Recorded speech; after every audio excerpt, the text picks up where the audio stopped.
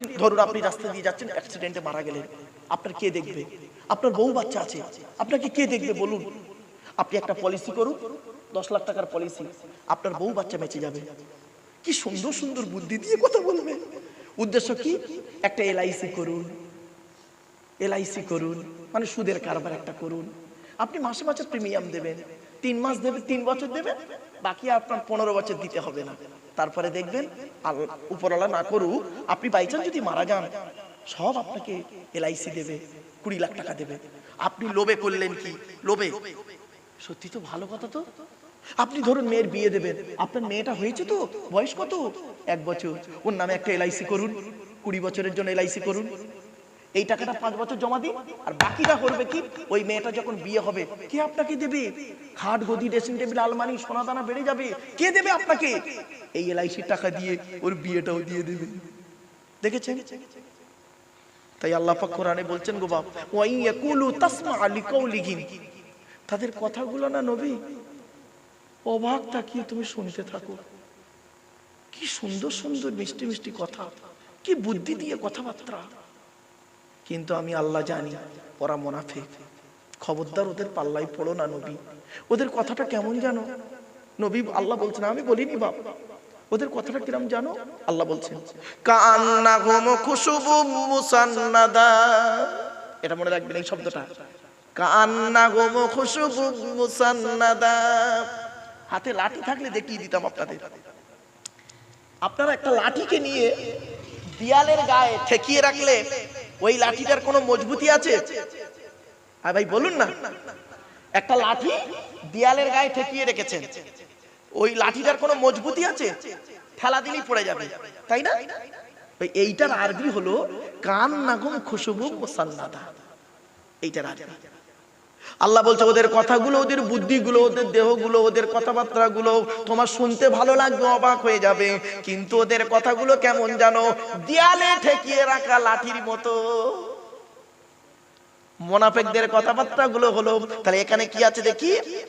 1 number হলো মুনাফিকদের দেখতে কেমন হবে, 2 নাম্বার মুনাফিকদের কথাবার্তা কেমন হবে, 3 নাম্বার মুনাফিকদের কথার ফলটা কেমন, কাজটা কেমন। ওই একটা লাঠি মানে ঠেক দেওয়ার মতো। 3 নাম্বারটা শুনুন, শুনলে চমকে যাবেন।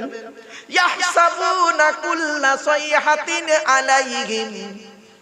3 নাম্বারটা, প্রত্যেকটা কথা মুনাফিকরা ভাবে আমাদের বিরুদ্ধে বলছে। আব্দুল্লাহিল মারুফ কোরআন হাদিস থেকে যদি কোনো কথা বলে, কিছু মানুষ মনে করে আমার বিরুদ্ধে বলছে, আমাদের বিরুদ্ধে বলছে। চিন্তা করতে পারেন মুনাফিকদের নিদর্শন আল্লাহ কোরআনে বলছেন, ইয়াহসাবুনা কুল্লা সাইহাতিন আলাইহিম। প্রত্যেকটা কথা তারা তাদের বিরুদ্ধে মনে করে। হক কথা বলবেন, আপনি কোরআন হাদিসে কথা বলবেন, সে ভাববে আমার বিরুদ্ধে কথা বলছে। দেখেছিস দেখেছিস, এই এতক্ষণ আলোচনা করছি, এখন এই এই এই গুণগুলো যদি আপনাদের কারোর মধ্যে থাকে, মনে মনে যেন ভাবছে অনেকে যে মনে হয় মারুফ সাহেবকে মনে হয় কমিটির ছেলেরা বলে দিয়েছে, নইলেও জানতো কি করে। ঠিক না বেটি? আদৌ কিন্তু বলেনি বাবা। তাই এটা মুনাফিকদের খবরদার ভাববেন না।